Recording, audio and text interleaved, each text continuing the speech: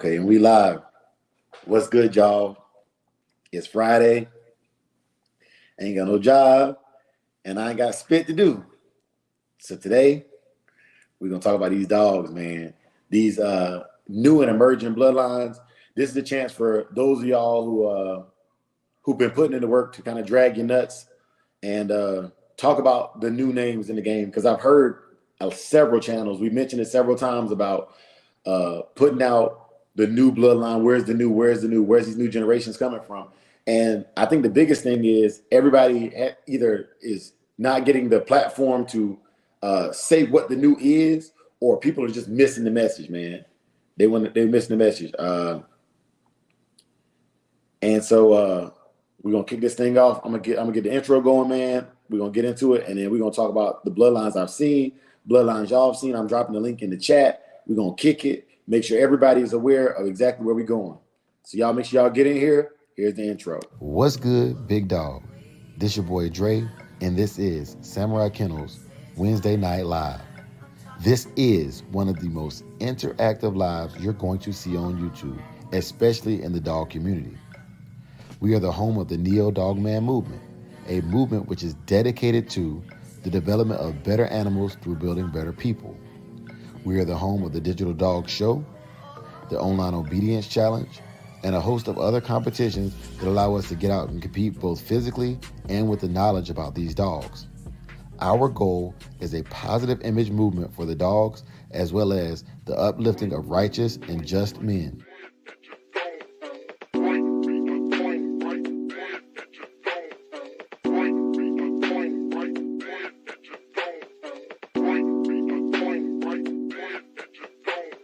Welcome to the pit where the bulldogs reside. Wanna kick it every Wednesday we live. Cost you nothing, smash the like button, subscribe. I be in the back with the chat, they're my guys. Members, backstage, you get a surprise. Schoolboy coming through, dropping dimes right on time. Walk 'em down Ram, cool as a fan. But if you try to scam, won't go as planned. We live by the code, that blue shoot old. Every Monday night, kick it with that solo. There go JT, represent the D. Facebook jumping like a Oak Cliff party. There go 601, gang by the ton, yeah. If you tune in, might get you some. We be the show, but he be the gun. Hell no, we ain't no wimps. It's pimps over simps. Bites so intense, grabbing dogs through the fence. But anyway, what's up, Big Dre?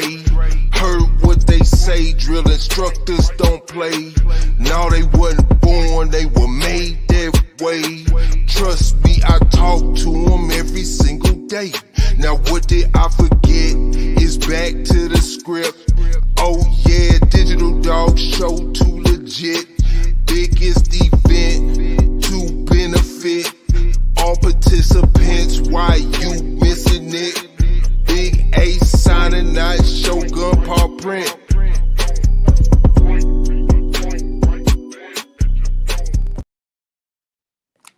What's up, everybody? It's a big Friday at Sir Kennels, man, and we're dragging our nuts right now, man. Talk about these new bloodlines, new things happening in the breed, and the new names you're going to see in your pedigrees. Notice, y'all, I'm going to be putting the link in the chat multiple times, because if I bring up your kennel or if I don't bring up your kennel, come on here and talk your shit about your blood. You know what I'm saying? And mind you, this is to talk about your stuff and to push your stuff forward, not to hate on nobody, man. We don't do that over here. You know what I'm saying? This is straightforward, telling people about your work, the generations you put in, and all that good stuff. Before we get into it, y'all know I got to get some shout outs to those y'all who came through and showing love. Dickie Mother Loving Foster, he says, elevated salute. MKM Bottoms, Big Dog, Hog Dog and Bulldogs. You know I got some love for you on here, bro. You know we got to talk about some good hog dogging. Kyle the Corso guy, man, welcome and salute, bro. I appreciate your support, bro. I really appreciate the crossbreed support, because we all in this together, man. We all in it together, and we all got to put in that work to make all of the working dogs stay on top of the board and above the ground. Heart and Finish Kennels says, salute Samurai and the Shogun Army. Shout out to Heart and Finish Kennels. You already know we're going to talk about Bruno, got to talk about King Smoke and the Queen, as well as Batman, like Batman too. So making sure we get all these dogs out there so y'all hear these names now. You know what I'm saying? I look at this like being a DJ breaking records for the first time. You know, can you imagine being a DJ that broke out a DMX record for the first time on the radio, not knowing what it was going to turn into? That's what I feel about pushing these bloodlines to the forefront. You know, this is big. This is big. Everybody's been talking about doing it, but we're going to do it right now. We're going to keep doing it. Man. Our Heart finished the Elevated Kennels. Them hounds were looking good in the pig picking. Yes, they were. And brother Elevated, man, I just talked to my brother earlier. God bless you, man. Thank you for all the knowledge you dropped. You've educated me and saved me some money already in the last 3 weeks, you know. And if you make it up here today, bro, we'll talk about that too with the wormer thing we were talking about, because I think that could benefit some people, because I know where I'm from, a lot of guys we're hooked on that Nemex too, and we will not swap out. But I did my research and I wanted you to share that if you get a chance to come through. Urok the Noble, and the reason why I call brother Urok the Noble is because brother Urok won a bunch of money on our channel one day, and he decided to donate it back into the competition so that other people could, you know, get into the digital dog show for free.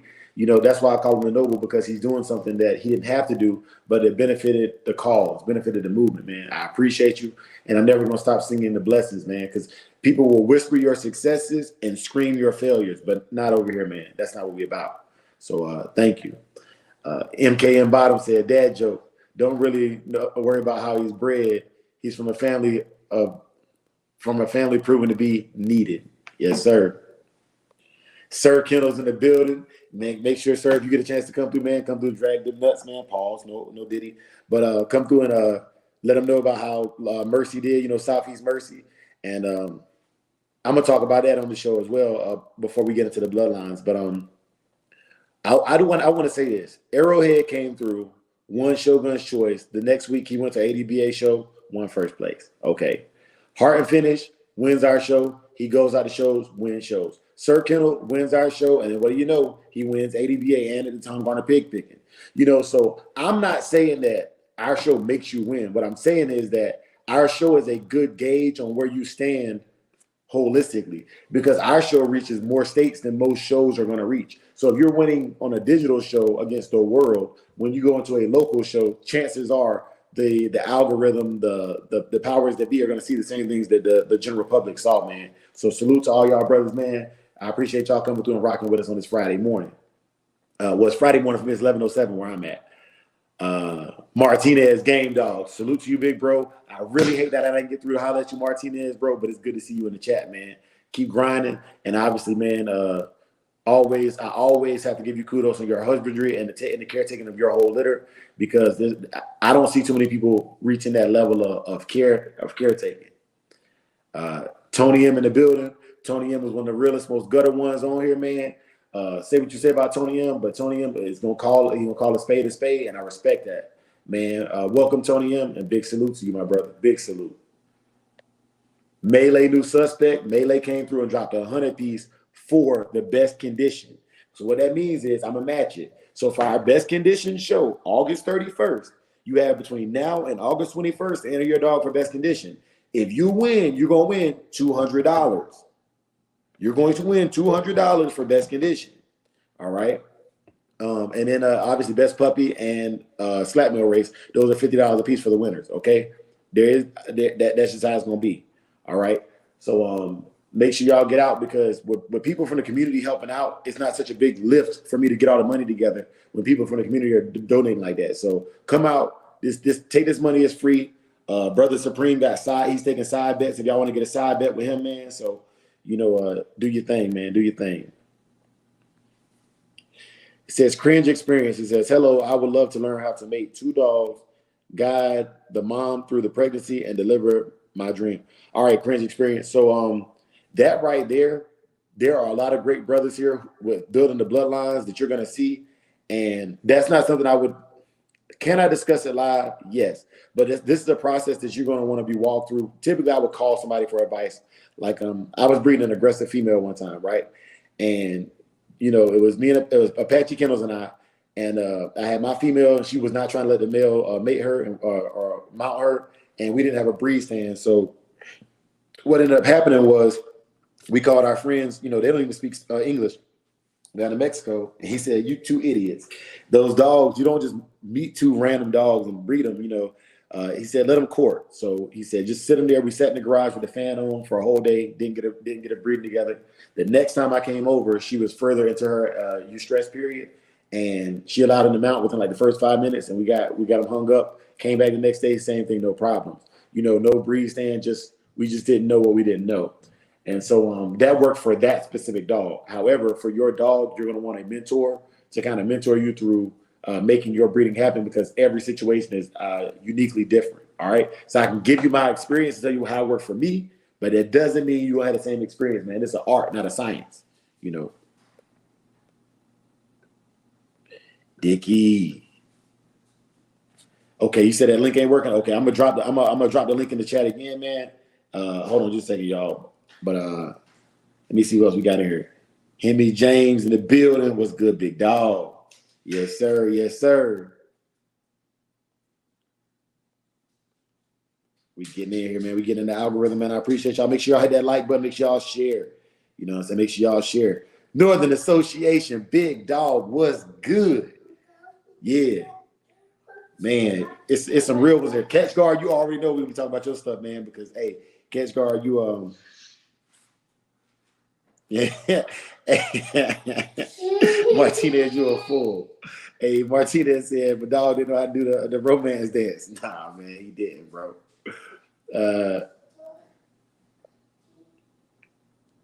All right, man. Oh, there he is. Oh, let me let him in here. Okay, y'all. Kennels in the building. And while I got you, man, Catch Guard TV with a 2-piece tip. Hey. Hey. Yeah, sir. Hey, So man, what's going on, man? How you doing, sir? man, I'm better than blessed, man. I got you here, man. I got the legend. I got the celebrity, Sir Kennels in the building, man. And man, stop it. Oh, you trying to get a troll something to go off of, man. What's up, man? It was good seeing you at the at the pig picking, man. You know? you as well, man. You as well. And it was Cybertruck therapeutic. look good. I should let y'all see this Cybertruck. Say He again? doing that thing. You see that Cybertruck? He doing this thing, ain't he? Yeah, man. Are you driving right now? No. I'm okay. a law-abiding citizen, and I'm a passenger, and my driver is moving and grooving. But yeah, the pig picking was good, man. It was definitely a pleasure, man, to shake a hand and meet a friend, man. You know? Yeah, man. Yeah, man. And let me say this, man, about all of y'all who come out to the public places. The public ain't for everybody, man. I get it, but you learn a lot about yourself and people interacting in person, man. You know, there's just certain things you can't get through the phone, you can't get through this YouTube stuff, Facebook. It's just, man, like the genuine energy that come from a person, man. I'll give y'all an example. You ever walk in a room with somebody that you already know and you know they pissed off, and you can just feel the heat from that side of the room? You know what I'm saying? Like that vibe you can only get in person. You know what I'm saying? So, like he said, man, being there in person and vibing like that, man, was dope. But sir, I got you here, and I need to holler at you, bro. While I got you here. So basically, okay, this is what I want to know. All right, with Mercy, all right, she's still a younger dog, man. So I know you haven't bred her and stuff, right? But Mercy, I'm kind of glad you came through first. In February. She say what? She'll be 2 in February. She'll be 2 in February. Okay. She'll be 2 in February. Yeah. So with Mercy, okay, when you breed Mercy, what characteristics are you looking for her to pass on to the next generation?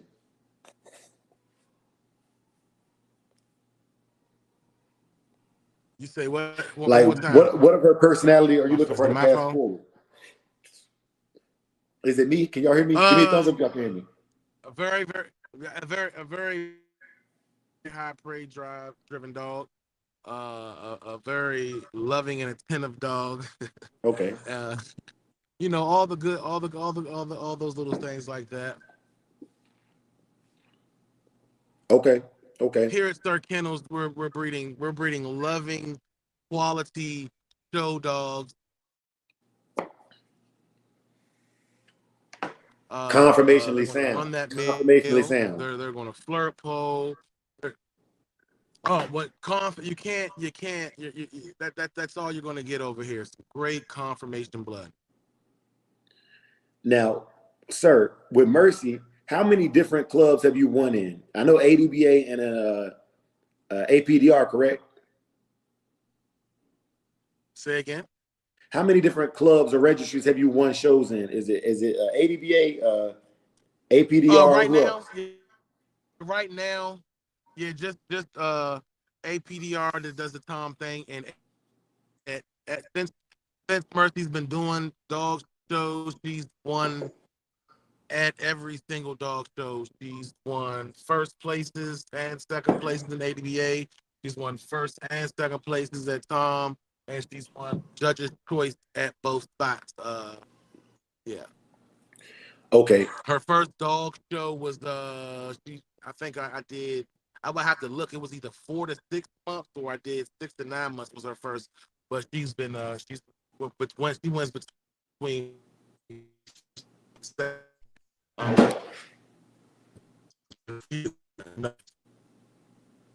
three dog shows Mercy has been in, and she's here in all three. Well, this is the fourth. I'm sorry. Yeah, this one was the fourth. This last pig picking was her fourth. This last pig picking was her fourth dog show. Okay. So she's getting out there. She's getting active. And the reason why I asked you that question, I kind of put you on the spot, was that's what I kind of want to talk about today. Is we're talking about not starting these new bloodlines. Now, obviously, historically speaking, we know how these dogs were bred and their main purpose, right? And I never try to take away from that or degrade that, because that's just the history of the breed. You know what I'm saying? Like, that's like being like America wasn't started over war. You know what I'm saying?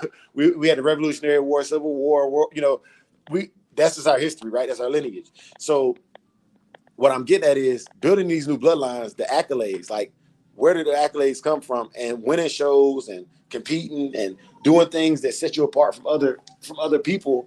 That's what it's about. You know what I'm saying? It's like the positivity, man. Like, I saw Mercy in person. Looking at her, I thought she was gonna bite my leg off, but you walked her right by me with your trophy. I was able to take pictures and stuff, man. Like, that's different. You know what I'm saying? That's different. So I want to accentuate. That's kind of what I'm talking about today on this live with y'all bloodlines, because I'm gonna shout out a lot of people and just give my perspective on the future of the breed, and try to put the names out there, so when people are putting together pedigrees, you don't have to say Red Boy Jocko. You can say Southeast Mercy. You can say Elevated Kennels, Freemason Dogs, or Kaiser, or you can say Heart and Finishes. You know what I'm saying? Smoke. These dogs you already seeing them. They're making a name for themselves right in front of your eyes. I definitely promote that. I'm definitely with that. But I honestly think no matter what one does, people are going to always mention, even if they mention your name first, they're going to be like, oh, yeah, I got some samurai stuff. That's some old yellow stuff. Or I got some, I got some of them Sir dogs. The person other going, I got some Sir dogs. Mexican shit. You get what I'm saying? I feel like even if one gets there, it's never going to be not the guys from back then. They're not going to never be Mayday dogs. They're not going to never be Big Red dogs. They're not going to never. You feel what I'm trying to say? Yeah. So this is one of the things though too. Right now, the only dog I've seen do it is not even a purebred American Pit Bull Terrier. And I'm gonna say this name, and this is not my opinion. I'm just giving y'all an example of what I'm talking about proper advertising, proper projection of what it is you do. The Hulk, DDK9 is the Hulk. That dog, whether you like it or not, is known. I can't tell you what's behind it, but I know that dog. You understand what I'm saying? Yeah. And so when you look at it like that, it is about pushing it forward, and that's what I'm trying to get us to, within our culture, and not just as the YouTube dog man, but as a whole. There's some of y'all. If I saw y'all dogs right now in the pedigree, I would know the dog without looking behind it.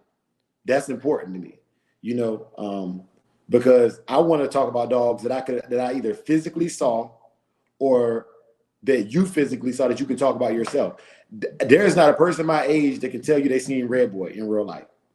You know, it just doesn't happen. So you're going off of stories that you can't actually validate from your own experience. I've seen them. You seen Red Boy in your lifetime. I'm sorry.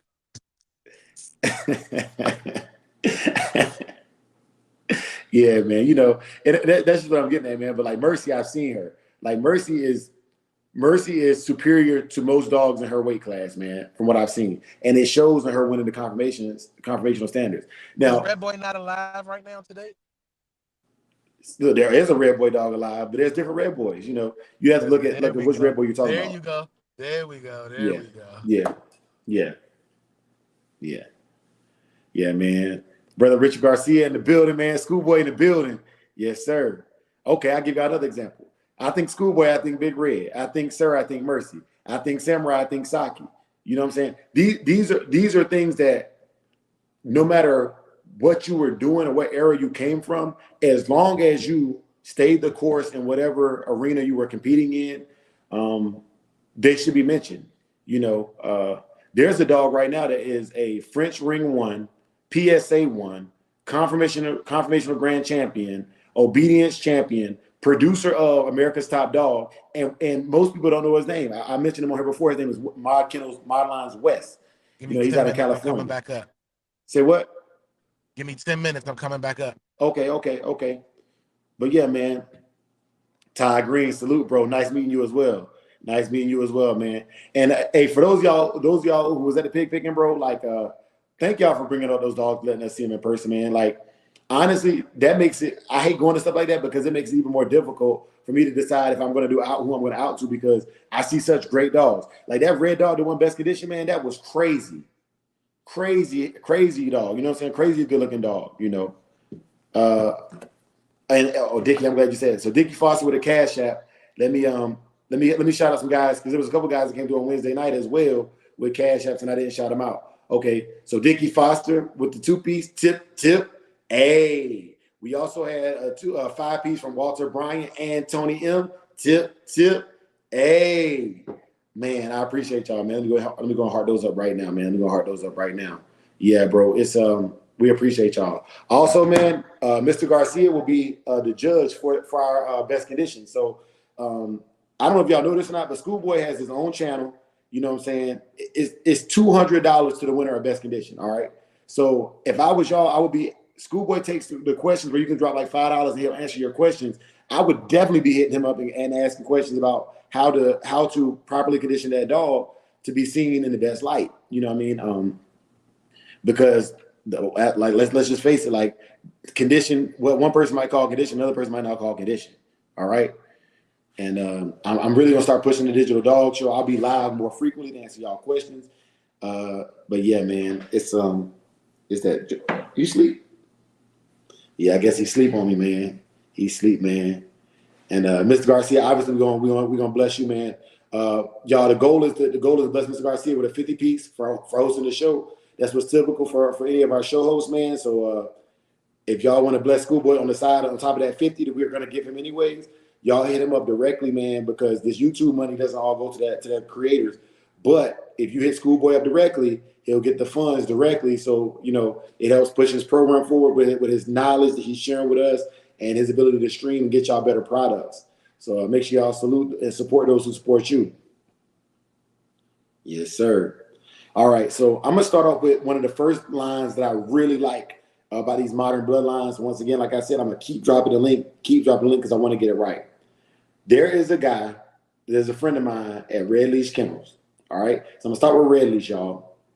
Red Leash has a dog named Pretty George. Okay. This is what I like about Pretty George.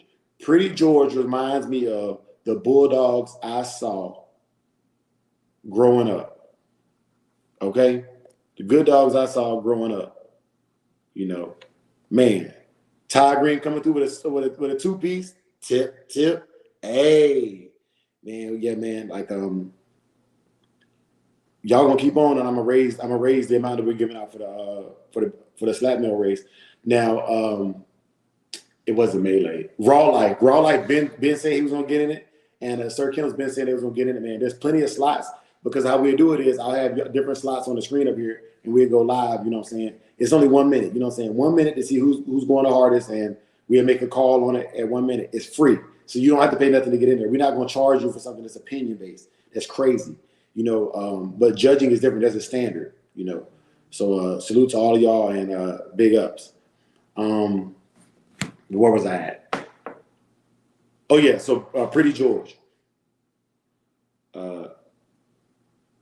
And Elevated, bro. Text me so I can send it to you via text. A lot of times when I send y'all the link through Facebook, it tells you have to post it in a browser. But if I send it to you via text, it should allow you to buzz right into the live. But with Pretty Boy George, what I liked about him was Pretty Boy George looked like the old school dogs. Real big, like when I say real big bone structure, I mean like you wrap your fingers around his leg and your fingers don't touch around his pasterns and, you know, down to his lower hocks. So, and Martinez, no, email does not count, but I really appreciate that. JC, what's good, big dog? But yeah, man. Oh man, y'all coming through showing major love today, man. Y'all giving me a major energy boost, man. Because we're doing a GI party at my house tomorrow, so all my kids gonna be in here scrubbing and cleaning. But yeah, man.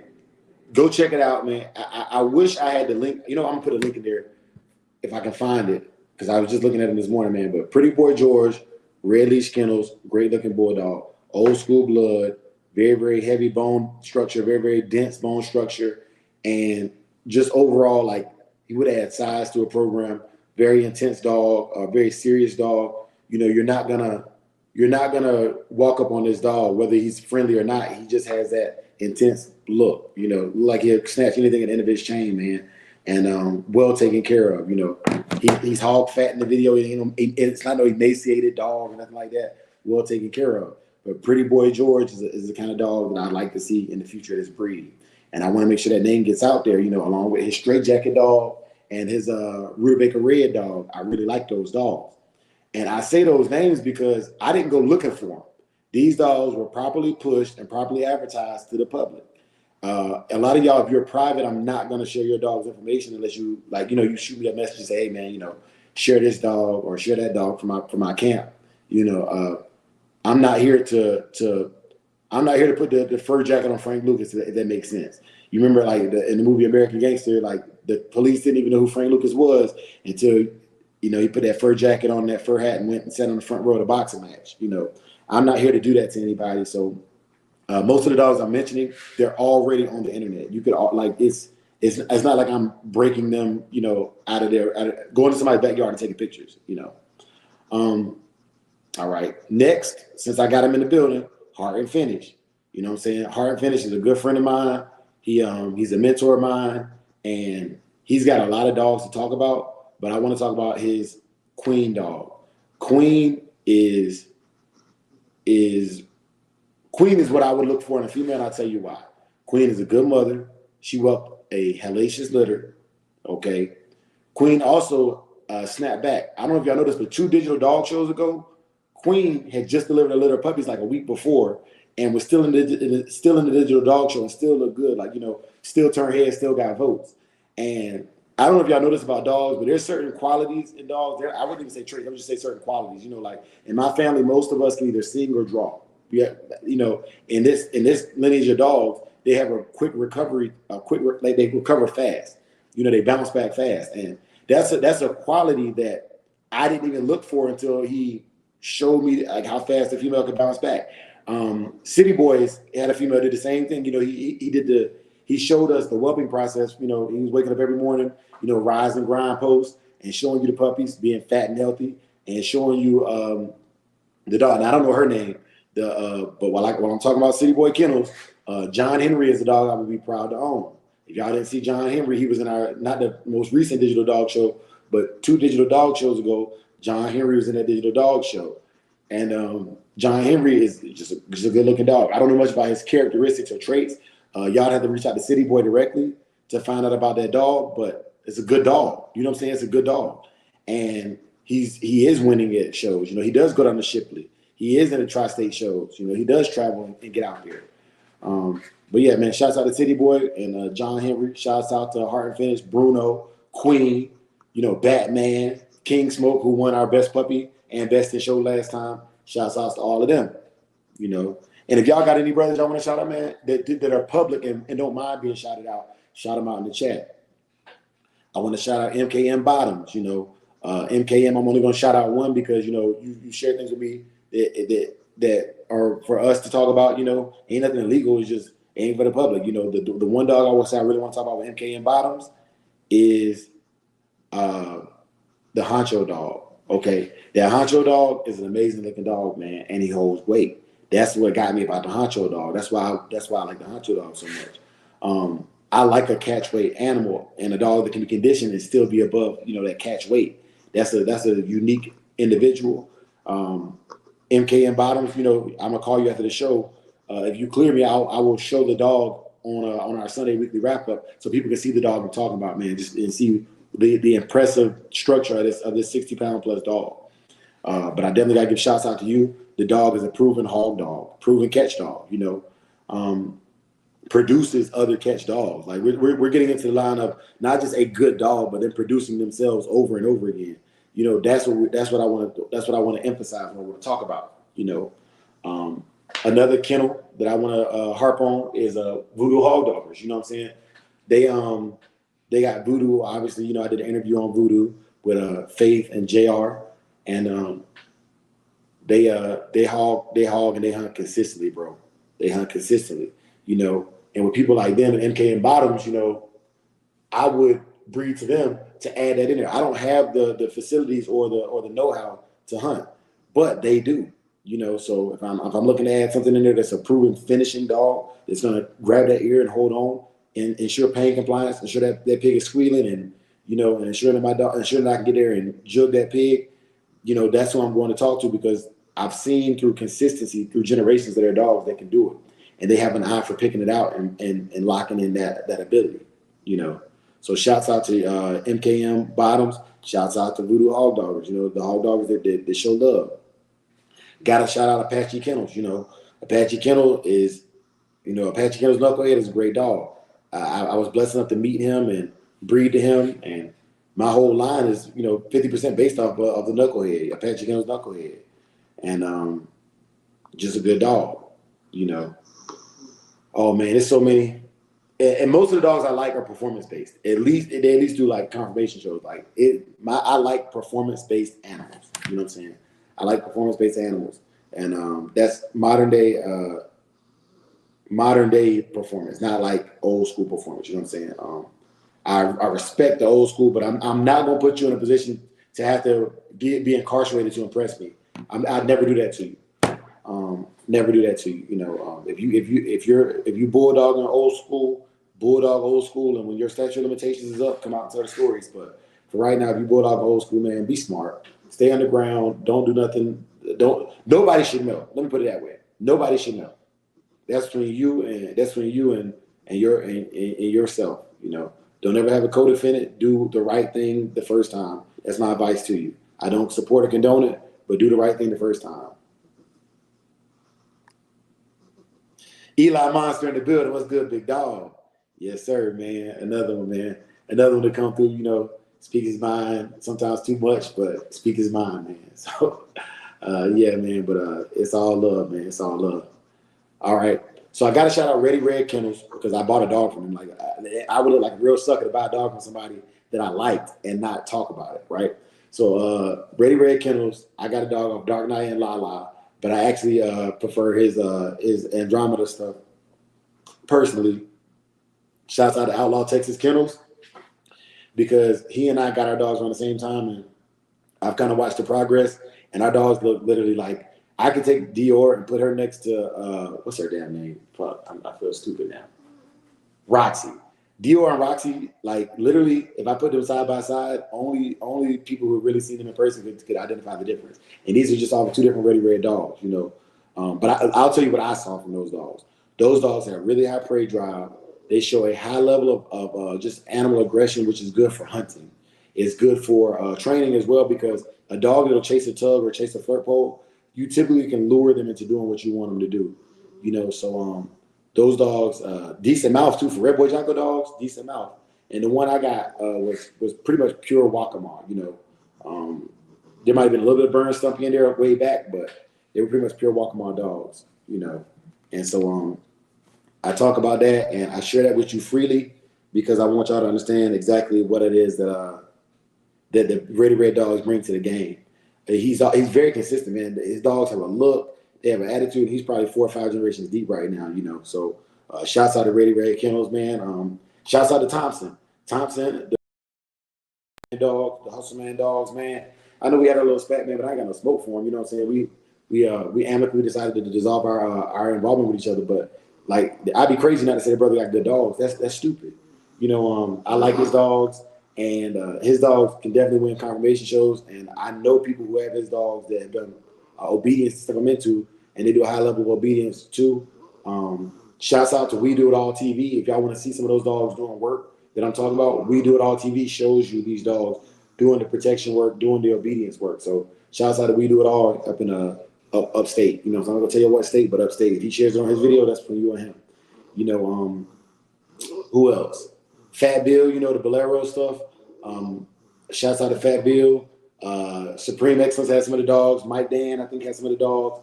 Arrowhead got some good dogs. I love Arrowhead's Coda. Arrowhead's Coda, show champion. Arrowhead's Coda will work. You know, you've seen him work in the spring pole. He's showing you.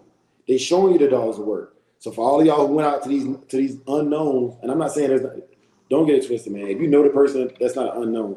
An unknown is just somebody randomly selling puppies on Craigslist or Hoobly or one of those websites. They're unknown. You ain't never seen the dogs. You get it home, it won't bite a tug. It won't follow you on a leash. It's scary. You know what I mean? Elevate. I'm gonna put it in the chat again. See if you can click it directly from the chat. I don't know what's going on right now, man.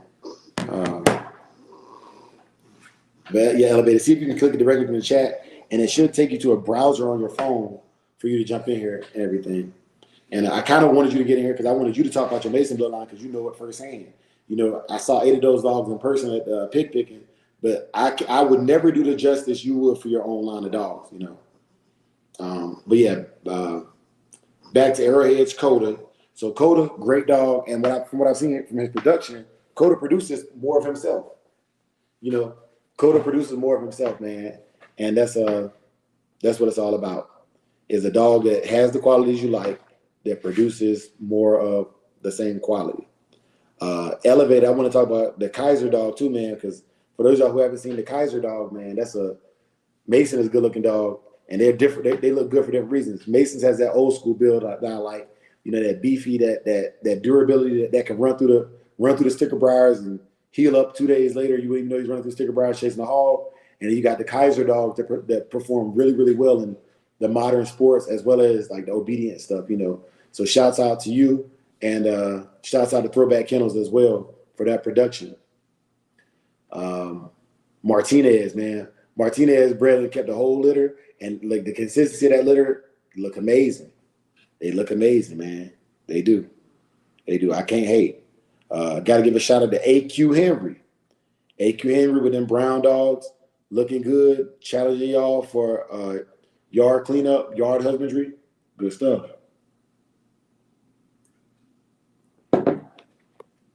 But yeah, man, we going. Oh yeah, Hemi James. I don't know how I forgot to shout out Vad Kennels.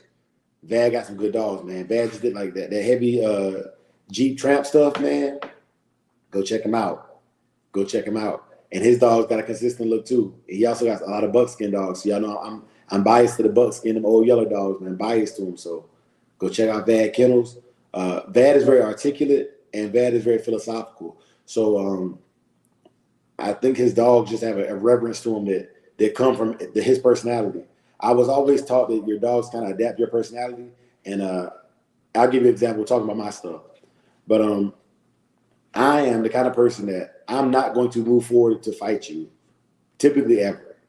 But if you strike me or put me in a position I have to defend myself, I go nuclear. I'm trying to kill you once we get to that point. And that's how my dogs are. You know, they're very laid back. They're very humble. They're very, very nice dogs. You know, walk around any neighborhood, the vet clinic, be very well behaved, but bite them. Bite them if you want to, and they're going to defend themselves. They're not looking to hurt you, but they don't want to be hurt, and they're not gonna allow you to hurt them either. You know, I like that about my dogs. That's a quality that I think that, like Schoolboy was saying, the epigenetics of the dogs. I kind of don't let them really be that aggressive. But whenever I see them having to defend themselves, I encourage that. You know, so it's a difference. But that's what I like, and that's what goes into those dogs. But yeah, man, Vad is very balanced. And when I look at his dogs, they're super active, but they're very balanced, just like him. When I think about Vad, I think about All Will Kennels of the Carolinas. I like that brother's program. I don't know his dog specifically. I haven't been following him decent enough, and had enough time to really look into All Will's dogs. I like what I see from All Will Kennels. I like what I see from Catch Guard TV. He went out and got some of that Mims blood. Eventually, he'll cross up to his Sorrel stuff, I'm assuming, and he'll be making his own line. He's getting into it. He's either catching something or guarding something, and these are the guys that I'm looking for to see in people's pedigrees 10 years from now, 20 years from now, And when I see them, just like when I hear Rastaman and Schoolboy talk about, the guys they roll dogs with, the Hargroves, the Mims, the Cruises, you know what I'm saying, the Carvers, those guys knew each other, or they were at least aware of each other, right? And so that's what this is for me. So when I see an All Will dog, Robo salute to All Will, man. He said it's his mentor. When I see these dogs, man, to me these are my peers. So 30 years from now, when we're sitting down talking about the dog stories, I'm like, I didn't know Maurice Carver. He was before my time, but I knew All Will. I knew AQ, or I knew of AQ.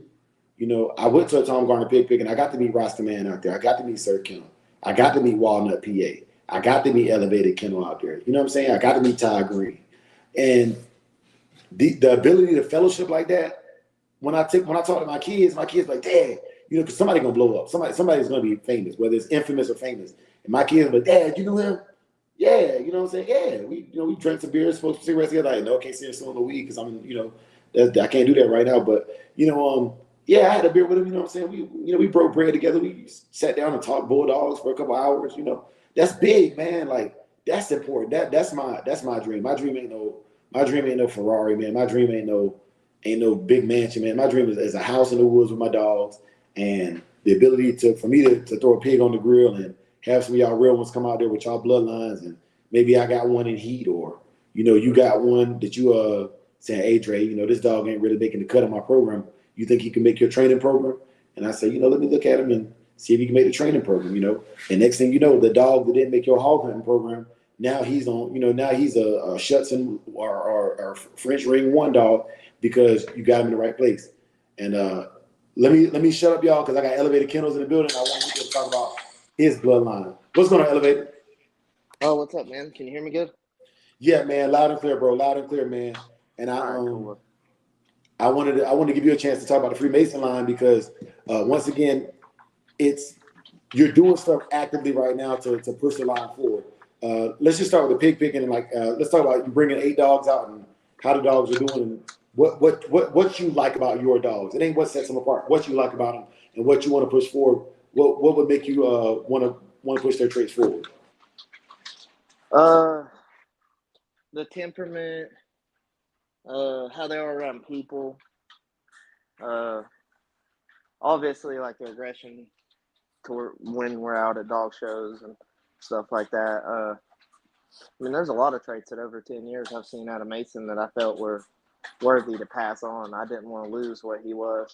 So I try to stick with like a little more closer to dogs that are similar to him, but we have a couple of different looks that are the Freemason bloodline. Yeah. And let's talk about that too, because I would say honestly, you say you've seen at least 2. I've seen about 3 of them, man, and it even goes down to like the brindle coat versus the reverse brindle. But go ahead and give it from your perspective. Well, so Mason himself is double bred on my mom's Roscoe dog, and then my Medusa bitch is triple bred on my Thor dog. So like when I bred them together, that made Rogan, Vixen, and Harley and Jarvis. And Jarvis was at the pig pick, and he was like probably the one you're talking about that's reverse brindle. Like he's more light colored than he is dark, in a way. Yeah. It's Yeah. almost like it's a zebra white with black stripes or black with white stripes. Yeah. Is really how he is. And so that comes from my dad's side of my dogs. So like there was a dog named Zeus back in the day. He was reverse brindle with a white head, and which ain't very typical, but we did get him. And he was a good individual. He lived to be 12 or 13 years old. And then so I still get some of that look coming through, even though it's like a outcross breeding them two together. I still get a little touch of what Medusa is because she's such a type-bred individual. So there's a couple different facets of the Freemason bloodline. I've done inbreeding, line breedings, outcrosses, and I've gotten consistency all the way through to a certain extent. Okay. And obviously, it kind of depends on the bitch you breed him to too, how she's built, her genetics. Like when I bred him, like you mentioned, Thompson and them blood, I got a dog from Brown's Kennels, and I bred him to her, and I liked all them dogs. They were very consistent on the Boyles stuff. But Mason is similar to a Boyles dog. Yeah. Yeah. And I shouts out to Brown, shouts out to Pitbull City, Pitbull Island as well. Yeah, man. Kendrick. Yeah. Brickyard. Yeah, man. Shouts out to Kendrick for real, man. I like Kendrick, man. Kendrick cool. Kendrick's funny to me, man. All of them are pretty good guys, and they're pretty serious about the dogs, so I respect that. Yeah, man. But yeah, obviously it was awesome to have you out at the pig pick, and I'm glad you decided to show up. Oh, I'm glad. So you know what? I want to talk about that because honestly, like people like you and Sir Kennel, man, like y'all call me because like I wasn't gonna go, but I'm glad you brought it. I'm glad I went, man. I'm thankful that I went because the opportunity to meet some people that literally like pick me up and like, you know what I'm saying? I was in my fields, man. You know what I'm saying? I was in my fields, man. Yeah, man. But I got out there around the right people, and it helped me out. Hey, Elevate, let me take this question real quick from Kyle, the Corso guy. He said, "What's your thoughts on the Corsos after 8 years?" So let me ask you this question, Kyle, just for clarification purposes. With the Corsos, are you saying like breeding them at 8 years, or just in general, like the direction of that breed? And while I'm waiting for him to respond, Elevator, you going to keep on cooking, brother? I like Corsos, but we've gotten a few of them's ears cut, and we've done them a few different ages. And the one thing I don't like about them much is they will bite somebody if you hurt them. Yeah, they will bite you. Yeah, man. They but with those Molossers and massive type dogs, they're supposed to, man. They're kind of manner guardians. Yep. Oh, okay. So the Corso guy, Kyle, the Corso guy said someone in the comments said they were getting back in the Bulldogs after having a cane Corso. Hey, so all right, so that's more for the chat. So if you're the individual in the chat that posted that comment, he's more asking for your opinion on there, because I'm gonna tell you right now, I was all about the Corsos until I met a Presser. And when I met the Presser, I thought the Presser was a very, very athletic version of a Corso. Very similar, not the same dog, but just a little bit more of a go between with what we love, the American Pit Bull Terrier, man. So that's my personal opinion on that. But Elevator, back to you, man. All right, so can you talk about you built you a wall climb thing, right, man? Can you talk about that a little bit? Yeah, I had a wall climb before, but it was only like 8 feet or something. Yeah. And we've had a few of our dogs go higher than 8 feet. So I made it like 14 feet, and I'm gonna try to compete in the wall climb these next few dog shows, and maybe some treadmill racing instead of just conformation. All my dogs will do it, but I always focus on them looking pretty good instead of what can they do at the show. Because we travel so far. I want them to look good for people. The most we've traveled was 8 hours, and the least we traveled was 3.5. Yeah, I'm kind of glad you built that, man. And So one thing I learned here in Arizona that I really like that some of the guys were doing was there's a guy, and I got to shout him out, Nate Hardy, man. He's a good buddy. I met him out at the Howard Honsville Classic. Mm-hmm. Nate built his own wall. And it's a collapsible wall. It can fold down, so you can travel with it.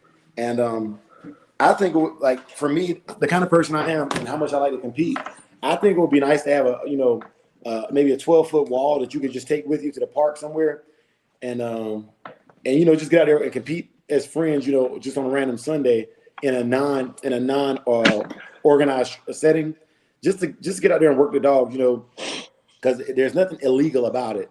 And doing something like that, like my first time seeing a wall climb, it was really exciting, man. It was probably was the like pinnacle of the show that I was at that had that wall climb, even more so than the slat mill race, And so I think that you get out there and you got to let me pull it up on the camera so they can see it.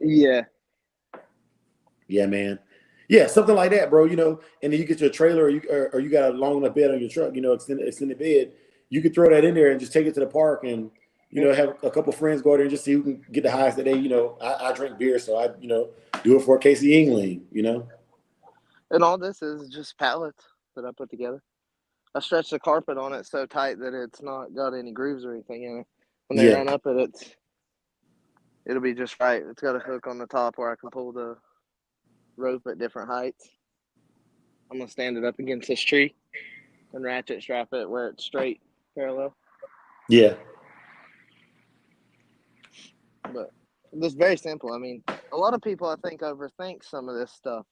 Like a spring pole. When you're doing a spring pole, it ain't gotta be nothing too fancy. It's a tree branch with a big ass spring on it.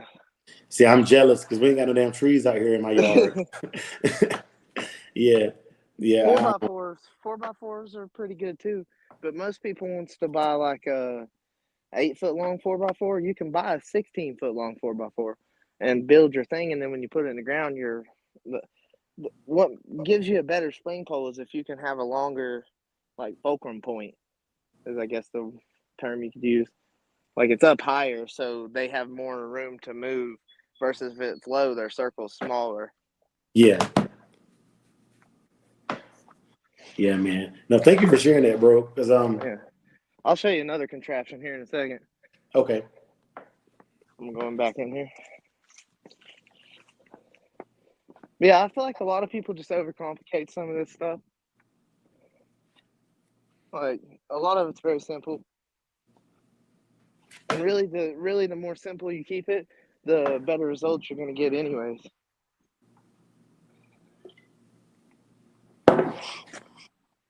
Yeah. Did your dogs naturally take to it, or did you have kind of like coax them to it? What, the spring pole or the wall climb? The wall climb. Some of them naturally do it.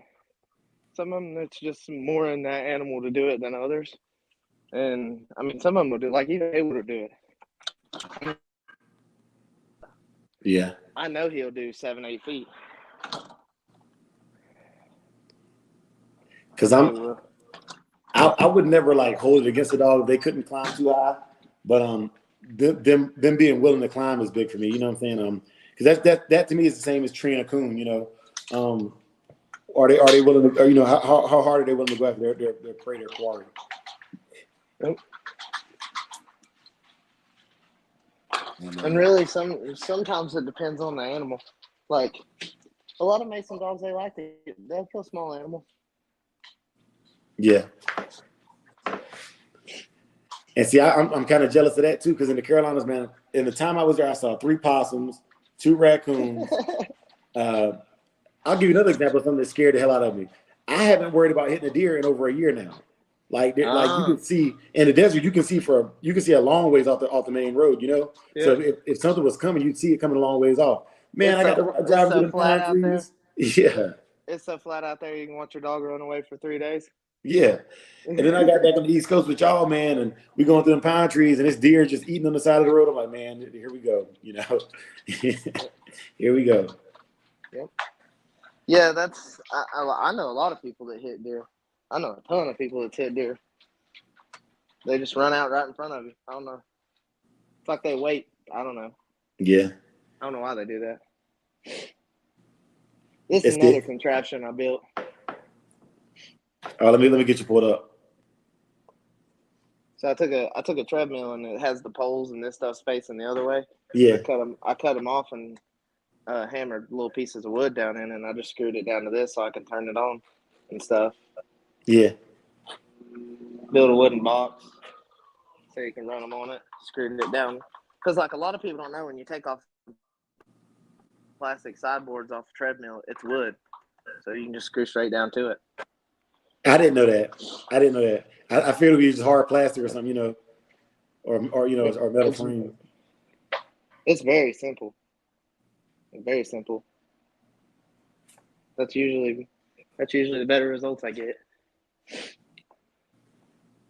Yeah, man, that's legit, man. Thank you for sharing that. Yeah, bro. Yeah. I mean, these are just tools that, especially when you only have a couple dogs, you can really apply them tools. You'll really see massive results. Like I think Todd, the one that won best condition, I don't know Yeah, exactly what he did, but he kept it simple, I'm pretty sure, and still showed up and won best condition. He traveled 12 hours with that dog. yeah, man. The dog looked good, man. The dog looked damn good. Yep. I can't even. Yeah, congratulations, you, Todd, man. Shouts out to you again, bro. And Well, he's a real dude, man, because we forgot our T-shirts. That's the only thing we forgot. And he was coming through right where my town is, and he met my mom and picked my T-shirts up and brought them to the motel to us. So like these dog people are just different. They're different. All in people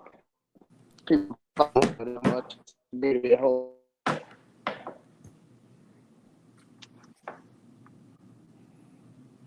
It'll be a whole lot better. yeah, bro. But like, so bloodlines of today, like, how can you establish a bloodline There we go. in today's world? Like, you have to have a good individual to do it. You have to know the individual's traits that he can throw specifically, which means the first few breedings, they're going to be experimental. Like, you're going to breed him to stuff that he's similar to, and then you're going to breed him to stuff that is completely different. And that's how you'll know if you got a producer or not. Yeah, Like, if it can produce with something that's completely different, then you got a producer. If he's still throwing himself. And, like, I really say that because Haywood is a prime example of that. I bred Mason to Sissy, and I got a lot of hate for that. But I've won top producer with him 2 years in a row. So I mean, I don't know. It speaks for itself. I don't care what I say. Sometimes the dogs just speak for themselves. yeah, and that's doing that breeding. It's really experimental. Like you said, it's really experimental. And when you start putting out these dogs, that's another reason why I think I'm gonna start waiting until they're 4 to 6 months old, so I can at least see where they were going. Where was this dog going when it left me?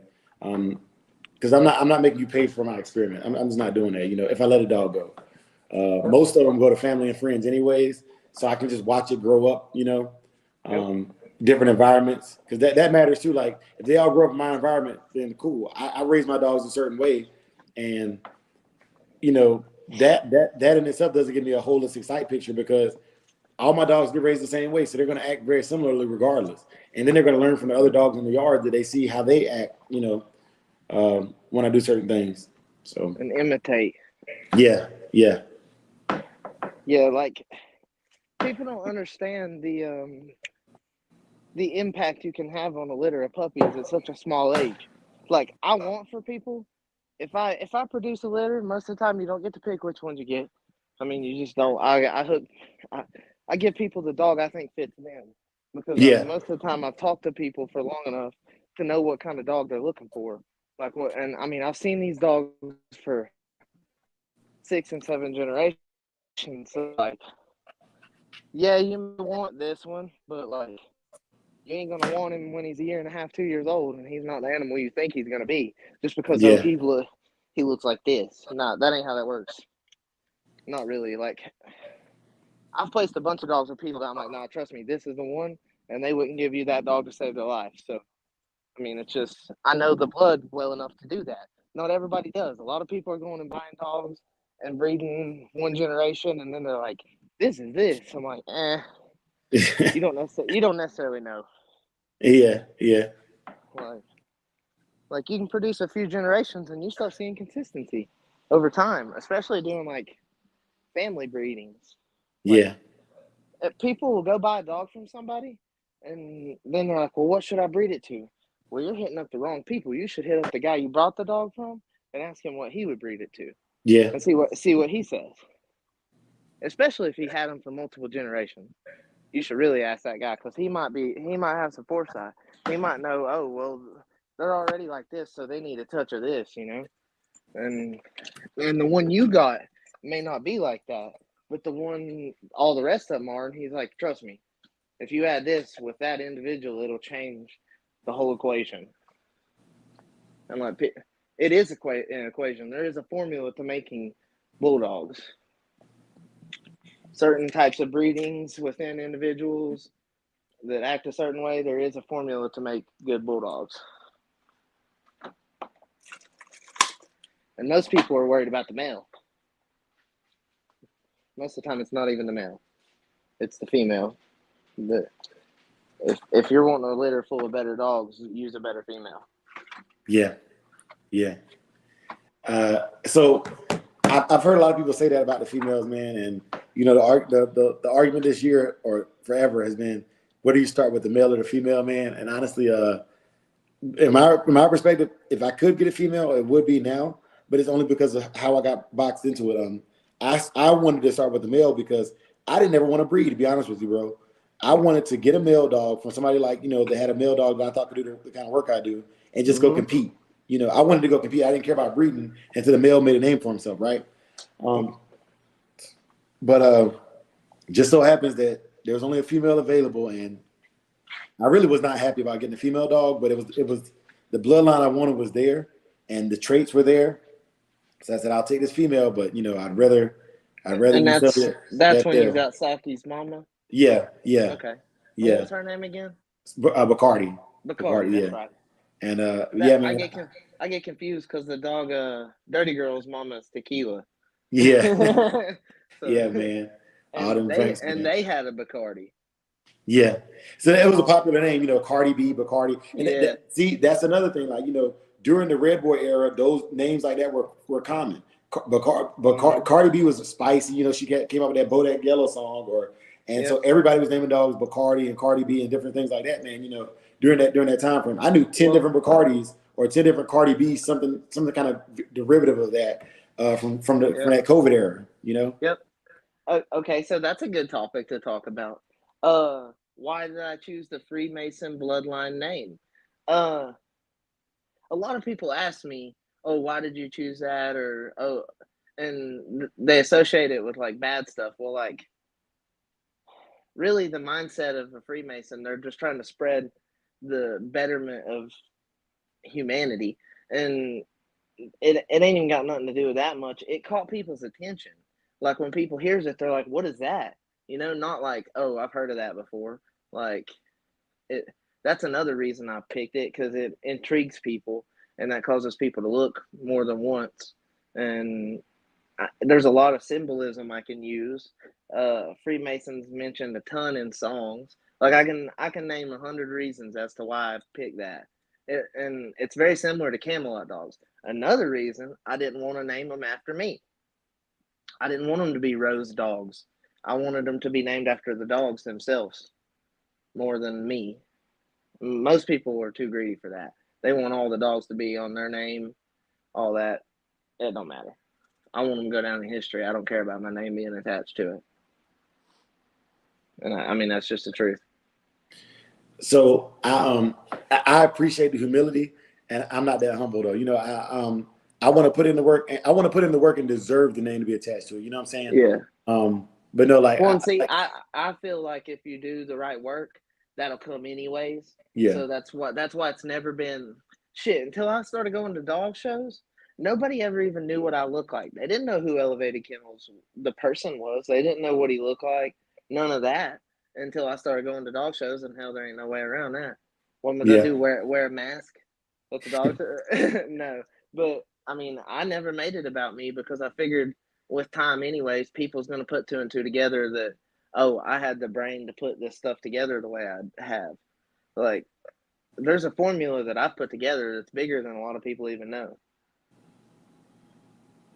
I mean, Yeah. there's a lot of individuals. There's 57 individuals straight off of Mason, and then there's 7 grandkids that's off of line breeding. And I just done another inbreeding on Rogue's sister, which is Vixen to Mason. So, I mean, I've been trying to build a foundation of a line to where I have enough individuals like we showed up with at the pig picking to speak for themselves. Yes. All them dogs that was there was off of Mason one way or another. That was with us. So, I mean, But no, that's it's, and I think that goes back to the men. Like, even though we have different perspectives on things, man, I think we agree on hard work is what makes it hard. Hard work is the tie that binds. You know, yep. Hard work is the tie that binds. And if you're working hard to build your bloodline, I want to. If you want it out there and you want it publicized, you know, I want to do that. The Gazette, the Sporting Dog Journal, and the American Pit Bull Terrier Gazette through the ADBA both push positive. Well, I didn't say positive, but push dogs that have earned merit to the forefront. Yeah, and that's all I'm trying to do. And know? I mean, yeah, we do have to earn a little different merit in today's world. I love my dogs. I have it tattooed across my chest, but I'm not willing to go to prison to prove, oh, my dog's good. Yeah. Honest to God, I don't give a fuck what people think. I really don't. I love my dogs, so I don't care. When I walk out on the yard, I'm satisfied with every dog that I have. I don't have one dog on the yard that you could come with money and buy them right now. I don't. So, I mean, and I got 26 dogs. So, to be able to say that, I've handpicked each one of them. You know what I mean? They're all out of different litters, and they have the same consistency as they're all off of Mason in one way or another. I've tried to narrow it down with, I mean, Lee Robinson didn't sort of mention his name, you know, but he didn't use a bunch of different pit bull terriers. He picked a few and has heavy bred on them. And I understand that. Like, it's a formula, and I'm trying to, and even sometimes you'll make breedings and truck out. That didn't do that. That wasn't what I thought it was going to be, you know. Even though the paper said this and that, you know, that ain't always an answer. Sometimes the individuals might not be genetically enough to throw the specimens you're looking for. Hey, let me interrupt you real quick and I would want to say this, man. Shout out to Lee. My favorite Lee dog will be Frankie Bonk. But I've already told y'all, like, you know, the Sorrels Mayday stuff, man. I really think that would add to my stock as well. But like that, Lee's. I guess Lee's older than me, so I don't really look at him as a newer bloodline. But it's still like, it's not a name you would think of when you think of, like, you know, 80s and before, as far as like dogs from that time. You know, Lee's current. You know, he still has dogs to this day. So shouts out to Lee Robinson, man, and you know, I don't want to leave that out. And I love the way he's bred them. I love the way they look. They're true to. That's something I'm big on. I like for the dogs to look like the dogs in the 90s. There is a difference of the dogs today than there was back then. And that's why I'm kind of picky. I like them to look old school. I like them to have a blockier frame. I like them to have that grit to them that you can tell. I don't know. The back in the day, if you wandered in somebody's yard, their dog was biting you. Nowadays, the dog might bite you, maybe, but back in the day, they were biting you. So I don't know. I feel that's different. All right. So I'm responding to a question from Brother John Kramer. Brother John said, how good was Weird Jack? And I don't know personally how good he was as a performer, but I'll tell you right now, like, everything I've seen with Weird Jack behind it being produced is very consistent. You know, They like to bite stuff. They have, they. I'm not gonna say they're hard mouth. I'll say this: when they bite on cages and they bite on toys, they destroy them very quickly. That's what I can tell you from personal experience, right? Um, Decently durable. My dog's skin could be a little bit tougher. My dogs, they can get scratches that I've seen other people's dogs more durable than. And like, Weird Jack and Weirdo Bird Dog, my dogs are heavy in that, on the top side. So for those dogs specifically, man, I would say high energy, high prey drive, like they like to have their mouth on something. That's what I can tell you. And they reproduce themselves very quickly, very fast. But yeah, go ahead, Elevator. I feel like something that people miss is, and old men used to be big on it. They'd be like, and I kind of do it to keep it up, but like, and going hard made me think of that. They were like, I hope somebody mentions some of this stuff that we try to keep going on. When people were talking about specific dogs back in the day, old men would be like, well, them, I don't know, Bolioda Red Lady dogs, they would always mention the female that the male was bred to, because that's an important factor. Like, you might see 2-3 different Weird Jack type of dogs because he was bred to different females. You might see some that are crazy and nuts and hard keep, and then you might see some that are some of the most well-behaved dogs ever. Like, there is different factors that change individuals. We all talk about dogs like they're so broad and they're all the same thing, but really they're a lot different. Like, I've owned tons of different dogs. Caesar dogs, heavy oil spill termite dogs. I've owned a bunch of different dogs. And they're all different in different ways. I've owned litter mates off of different dogs, and then them be completely different than each other. But they're tight bred. If you look at the papers, you'd swear every individual would look alike, but they'd be totally different. It's odd. That's one thing I love about the pit bull terrier, the broadness of it. That's what gives it an art form. That's what gives it. You'll see many different individuals, and the person putting it together. That's what makes it art. Really, it's not just a science. It's art and science.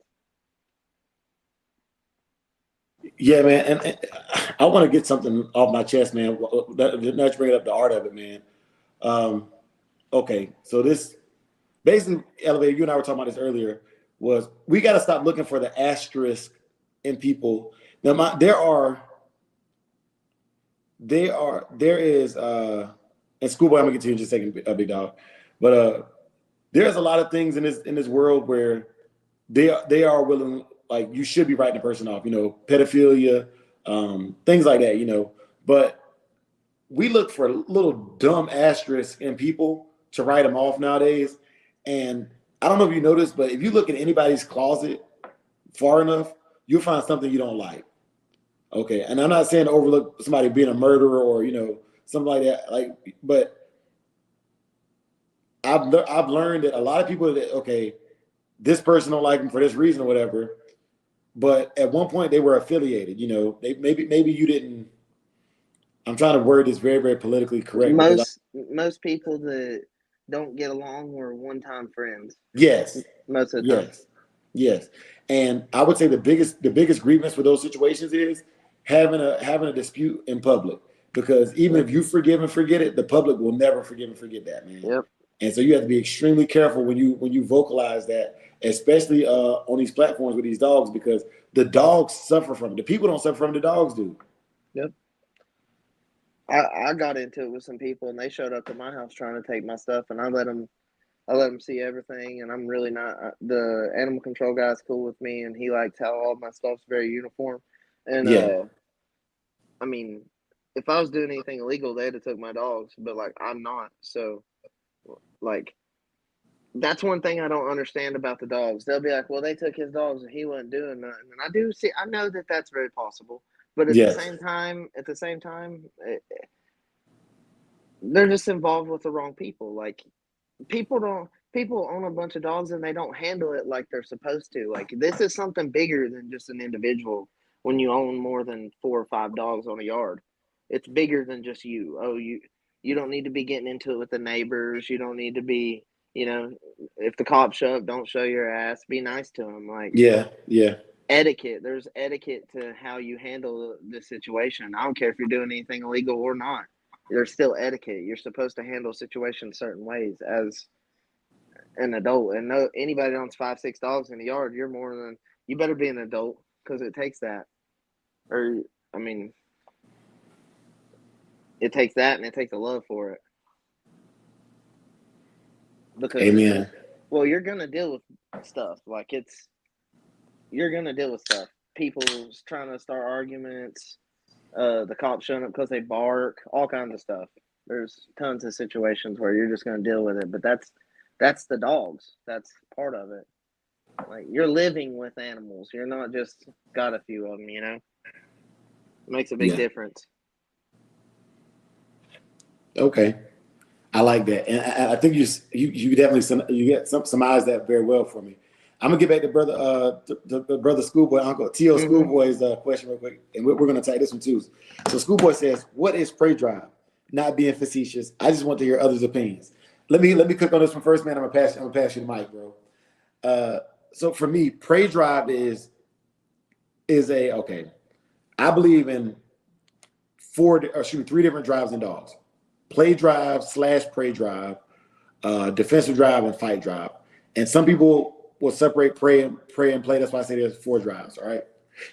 When I talk about prey drive, I'm talking about from the what is it called? The amygdala and the reptilian portion of all brains, like the survival portion of the brain, right? Prey drive means that this dog is going to chase, hunt, kill for self-sustenance, to sustain itself. That is prey drive.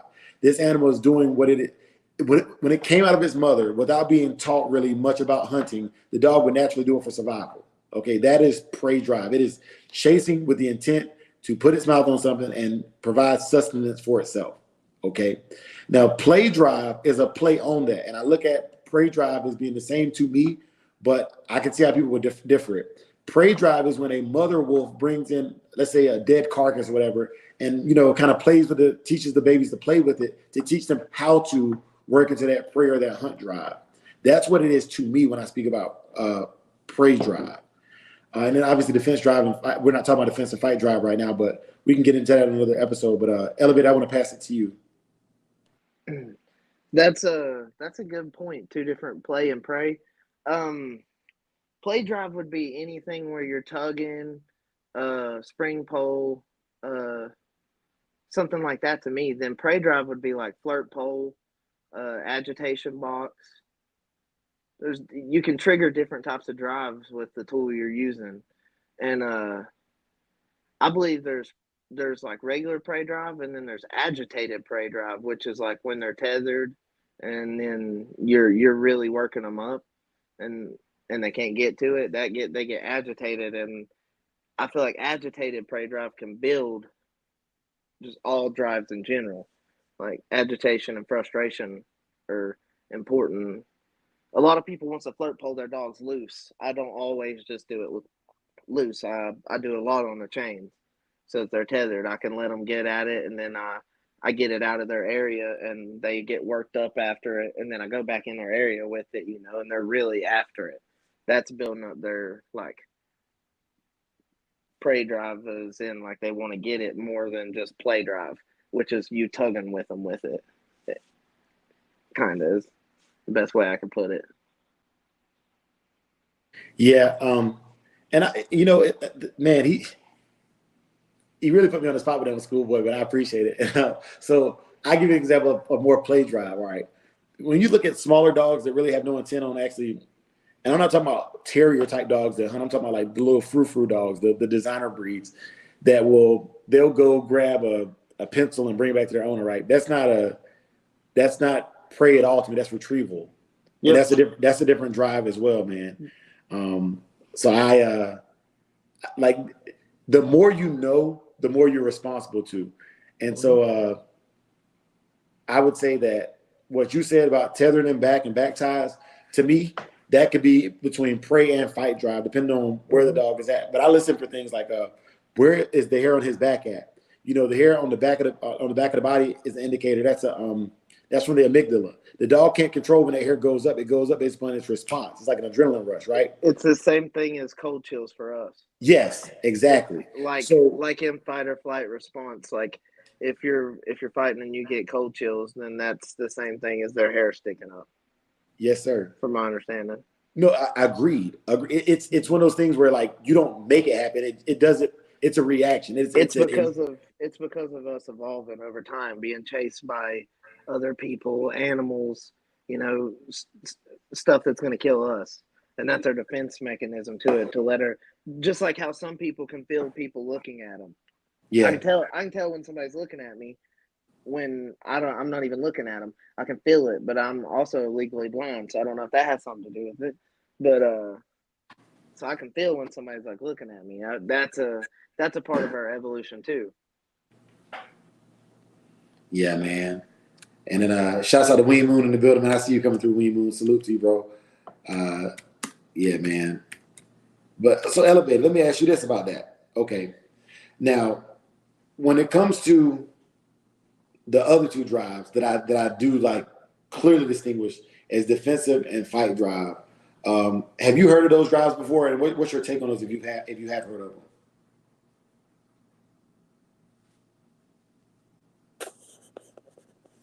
Its tail and its hair sticks up. You went out, bro. Can you start over? You went out. Oh, sorry. Defensive drive would be like when you're out walking down the road, and you hear like the trash trucks banging the trash cans off or something, and your dog like touches its tail and looks at it like, "What's that?" That's and its hair might stick up even. A lot of people don't like that, but sorry, I was reading that comment. A lot of people don't like for their hair to stick up or their tail to tuck, but that's typical bulldog behavior to me. I've seen it my whole life. So, the defensive drive, I don't mind defensiveness in a certain aspect of it. I like offensive and possessiveness, but I also like a little bit of defensiveness because they end up being really good animals overall. Like, everyone I've ever seen that was slightly defensive will do whatever work you put it to. Catching hogs, it don't matter. And like I think people associate that defensiveness with quitting, and I don't necessarily know why. Like, just because they're a little bit defensive don't mean they're going to quit, no matter what the work. I think that a dog that's defensive is thinking. Yeah, it's smart enough to assess the situation. Kind of like how after pig picking, I could have all my dogs in them wire cages next to each other, and they're not trying to get to each other and kill each other or nothing. They know that cage is separating them. But then somebody walks by with a dog, and every dog I got goes nuts. It's not because they're a pack. I don't raise my dog in no pack. It's because they understand. They assess the situation. Some of them dogs have been to dog shows before, so they knew what's up already. And they kind of influenced the other ones that hadn't been to do what they were doing. Right. It's weird. Something that people don't talk about a lot is when you own quite a few dogs, you're constantly in several different sections of the circle of life. You're watching them grow and mature, and then you have another young set, and you're watching them grow and mature, and you'll see the circle of life in multiple different aspects when you have multiple dogs.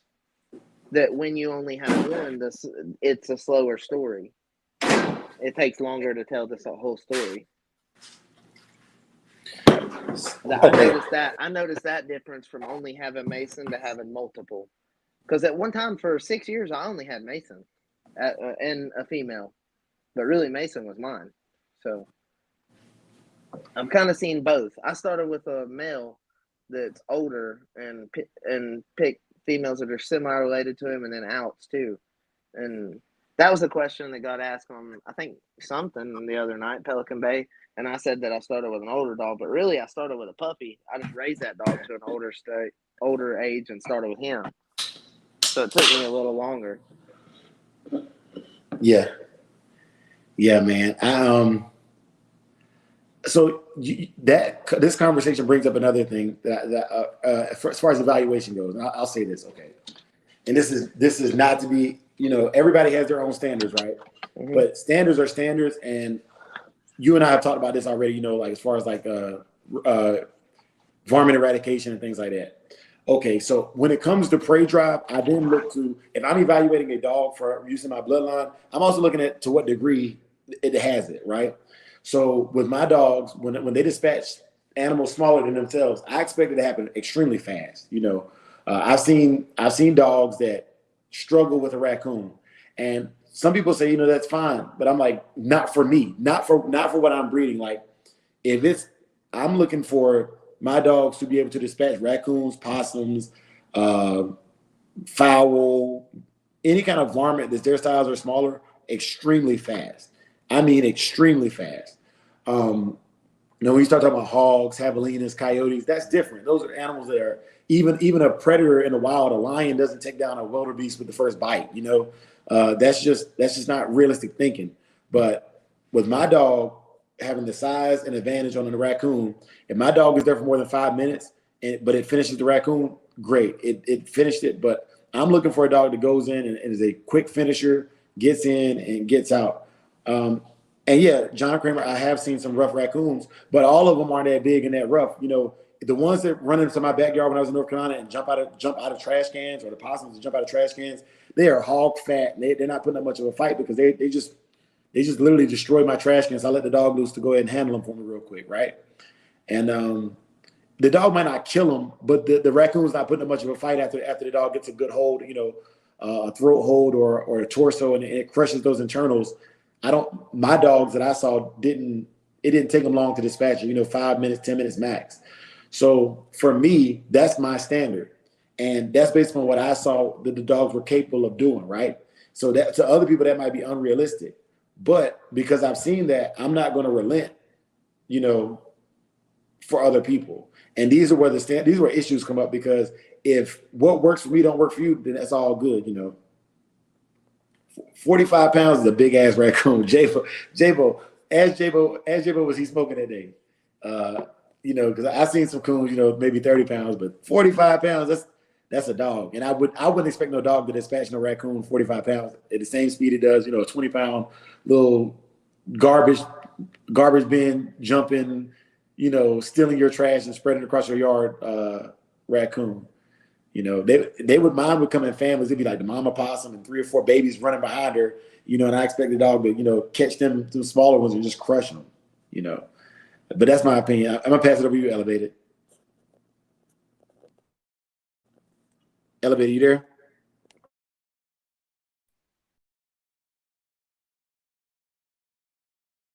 Okay, he's back. All right, let me see. I think it cut out. I don't know why.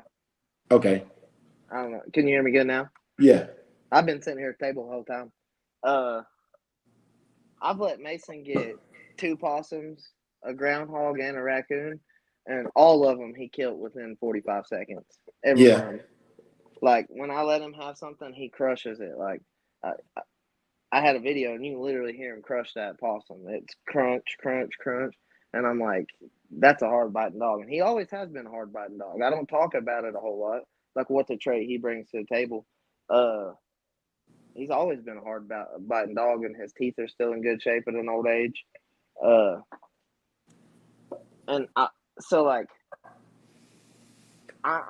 with you. I want them to kill them as fast as they possibly can. Like, they have the potential of getting away if they don't. So I want them to kill them as fast as possible. Like squirrels, I want them to shake a squirrel to death if they get hold of a squirrel. Yeah. That's one thing I like about Mad Dog, and the way he hunts with his dogs. I love the slingshot and squirrel hunting. I've done that. It's a lot of fun. People can host stuff like that with bulldogs. We just don't. We can host a squirrel hunt. Yeah. And do it in a county, and you go 4 or 5 different in groups and 4 or 5 different people and let them out loose. Some of the group participates, some of the group was watching, and then flip flop. I mean, it wouldn't be impossible. Yeah, especially because I see a lot of brothers saying they got 40 plus acres, man. I don't have that. So, you know, you want to make some money with these dogs without selling a dog. you got 10 acres that you got fenced off or privatized just for events like that, man. I'd pay $250 to go out there and just test my metal against other camps. Legally, and like I said, like this is not one of those fronts or none of that bullshit. This is like legally going out there and saying, okay, Dre, you said that Saki dog could go out there and catch 5 coons and stop them, in a very short period of time, and getting the opportunity to back up the shit I'm talking, because when you drag your nuts, you better be able to back it up when you get called out about it, right? But also, man, I think it would be fun to learn from other guys about how they get their dogs into the shape they get them into to handle the work. And that's where the crosses for me come from, is who's doing the same kind of work better. That's where my crosses are at. That's where my crosses are at. Who's doing the same kind of work better? Well, see, and that's what's cool about the APDR and their group of people. Like, I'm gonna shout out a guy, Brian Barry. He's real good. He always shows up. His dog always competes in the treadmill race, and like he does real good. I like that. He makes you want to do better. People like that are important. For the people should be making everybody want to do better. That's what people looks at social media the wrong way. Like Goenhart says, get out there and look at your dogs. That's what it should be. Every time you see somebody's dog on Facebook, you should want to get out there and pull with yours. And some people are like that. Like, I listen to the YouTube while I'm doing everything. It's just like I said earlier, I'm constantly a student to the game. I don't care. I'll ask tons of questions to people. Speaking of students, man, I got to give a shout out to my brother, Student for Life Dog Training, man. I appreciate you, bro. And thank you for all your support last week. Man, I just had to stop the show and say thank you, man. Brother Ween Moon, I'm going to tell you right now. And see this right here? Hey, look, Ween said some shit. He said, in Minnesota, they got badgers. Okay, where I'm from, we don't really have a lot of badgers. We got weasels, but I ain't seen too many badgers, right? And that right there, I would think twice before I put my dog on a badger, because I've heard about badgers and wolverines, that those larger weasels being able to really put in some work, Yep. So that one right there, man, like that's a real challenge. I would say the dogs that have done that, that's what I want to breed to, because I know that those animals have been known to fend off real wild animals, real wolves, real bears, So yeah, man, that's well, and see, some different places you're gonna have different quality of animals. That's just like the dogs. The coons here in the mountains, some of them you ain't gonna necessarily just want to let your dog loose on them, because there's some pretty serious coons that are around. But some of them are, like you said, just trash stealing. But some of them are woods coons, and they're a little more gnarly. I've seen walker dogs throw down with coons for 15 minutes before and not kill them. And then, I mean, some really gangster tree and walker coon hounds. My cousin Chris hunted at least 3-4 nights out of the week for 6 years. The night his son was born, they let him out of the hospital, and he took his son immediately that night and went coon hunting. Got a picture of him with his hunting dog and a dead coon the first night he was ever born. And like, he was serious about it. And I've seen him throw down for 15, 20 minutes with coons. I'm like, wow. Like, some of the most fun I ever had in my life was running behind them walker dogs. That's why I think I love the dog shows. It's a sense of that. It's the same. Yeah. It's the same hype and the same vibe. It's a lot of fun. Yeah, Melee said he had a 6-month-old that came home tatted up from a coon hunt, and Melee, you done the coyote hunting and stuff too. So like that's impressive, because I don't have knowledge on that. So I would never even try to propagate something I haven't done. And Martinez says in his county, it's illegal to hunt coyotes with dogs. Here in Arizona, depending on what season it is, if it's not a dog season, I wouldn't take them in the woods, even if I was hunting something that was in season, because you stand a chance of getting accused of hunting something different, So always when we're talking about this stuff, man, please know not only your local laws, but know your local DNR regulations as well, and ordinances, city ordinances. There's a lot of stuff you need to know. You need to know laws. Like, up here, you wouldn't want to let your dogs loose on coyotes, because the terrain, dogs can't keep up with coyotes. Even a bulldog, like 2-3 coyotes has got a bulldog. You know what I mean? Because of the terrain. Most bulldogs are bigger than coyotes, so coyotes can slip places bulldogs can't. Like, there's a there's a lot of reasons you wouldn't want to let them just loose on coyotes up here. If they get exhausted before they catch the coyotes and the coyotes turn around on them, you might have some trouble. Yeah, man. And out here, man, coyotes is free game, man. You can hunt them bugs like you can probably hunt a coyote with a slingshot out here. Because like and for those of y'all who don't know, the DNR, like out here we have a pamphlet. It tells you what zone and what weapons are allowed to be hunted and what times of the year you can hunt them in. And pretty much I can go out there with a damn spear or a harpoon and hunt a coyote out here in Arizona. But and like I said, I stay in zone 6. But up in like Flagstaff and stuff, it'll be different. So for those of y'all who are active and trying to get interested, I highly encourage you to go to a hunter safety course and learn your zone. Ask these questions. What is your zone? And each year when I buy a different gun, if I buy a new gun or a new scope, I'm buying it with the intention of hunting a specific animal. When I go fishing, I fish the same way. Like if I'm going fishing for bluegill and I catch a catfish, I'm not happy. You ain't just going in there buying the pretty lures. You're wanting ones that catch specific stuff you're looking Specific stuff. Yes, sir. Yes, sir. Yeah, man. I'm gonna tell you right now, the last time I caught a brim, I was using cheese, string cheese. Yep. Because when they're in their breeding season, when they're bedding, they're super aggressive. You could throw an empty hook in the water and catch a bluegill during breeding season. So it's these are the kinds of things I want y'all aware of, man. So you can have life and have it more abundantly, man. And elevator, I'm gonna pass it back over to you, brother. Well, like when we're doing this, try to be as professional as you can with everything. Go look up all the laws, look up everything you need to. How are you supposed to, when you own a yard full of dogs, how are you supposed to get rid of their poop? All that stuff. What's the laws on the housing, the chain links? Look in any possibility you can think of. Have cameras. I've got multiple cameras on my dog yard. It's important. It can really save somebody not doing anything illegal. And I say that because it did. Like it saved me having cameras and video proof. They accused my dogs of barking not too long ago, and I'm like, look, I can show you my cameras have not went off. And I went out there and took videos of the dog that was barking. It was 2 houses down. It's not my dog. Like just because I have a yard full of dogs don't mean you can accuse me of being the one with the barking dog. Yeah. When I can prove that it's not. And I told the superior officer that. He was really nice. But I told him, like, you can't, that's not my dogs. Like, I just don't want them getting mistaken and getting a bad reputation when it's really not even them the whole time. Yep. That's why I put a stop to it first thing. Just like another thing, if they come, speak to the superior. Ask to speak to the head guy. Because most of the time they're better guys anyways. They know more. They can direct you in the right direction if you just speak to superiors. Yes, sir. And Ween Moon said something. He said, call your game warden in your county. And so check this out. All right. I don't know what y'all know. If you hunt, if you know anything about DNR, game wardens, all that stuff, you know that anytime they catch a poacher, they can take all that stuff. So I mean, guns, scopes, trail cams, trucks, campers, you name it. If they catch somebody poaching, they can take all that stuff, right?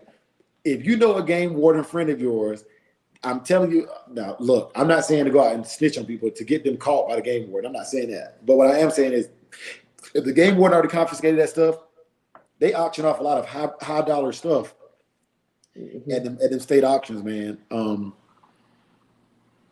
Yeah, like it's crazy what you learn by, I ain't gonna say by kissing ass and being up in everybody's face, but that stuff is gonna get sold eventually anyways, maybe not a weapon so much until they're used or whatever, but in court.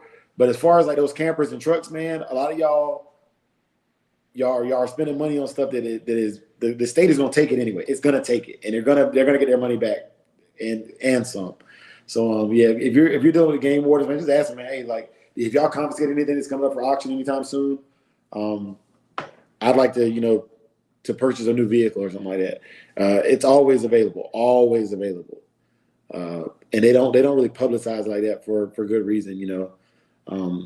That could be dangerous for you if you purchase something from somebody who wants to get out and exact revenge on somebody who bought their shit. But yeah, man, just hustles, man, just hustles.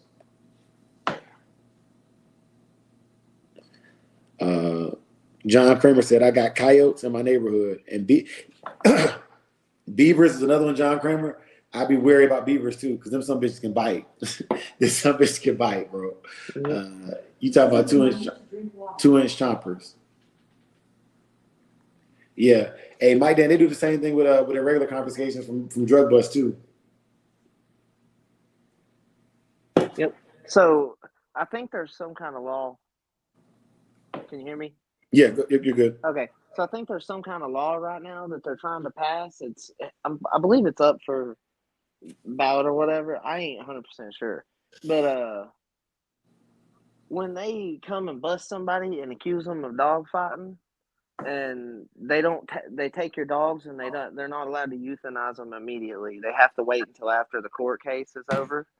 Yeah. And I want to write up some stuff and go and speak on that, because like, if they would have took my dogs, they'd have euthanized them all, and I've not even done nothing illegal ever. So like, that don't make no sense to me. How is that okay? Like, that all these people claim that they're rescuing dogs. Most of them dogs get euthanized. They've seized 400 and something dogs in the last 2 years. How many of them you think's been rehomed? Yeah. Valid point, man. And I mean, how many of them dogs were people not doing anything? There's probably some out there. I mean, that's something that needs to be passed. It ought to have to go to court, and the judge ought to have to say euthanize them dogs, not just they don't want to keep them or they don't have nowhere to keep them. I mean, I had somewhere to keep, we have somewhere to keep them that we're feeding them. Why are you going to take them and then say you ain't got nowhere to keep them? I mean, especially for somebody that's not doing anything legal, how is that okay? They need to get their stuff together when it comes to that. Like, yeah, bro, that's the euthanization of a dog without the dog. That's crazy to me, man. Okay, and this is all opinion based. If you're going to euthanize an animal, the first thing I think should happen is it should go through American temperament testing.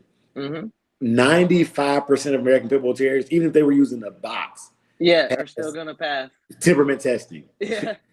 Like, they are the number 3 ranked dog in the world for temperament testing overall. So it's one of those things where it's like, okay, like, where do you get the statistics from to euthanize these dogs just because they're animal aggressive? That's fucking insane. Yep. And like, there's so many other breeds of dogs that are aggressive.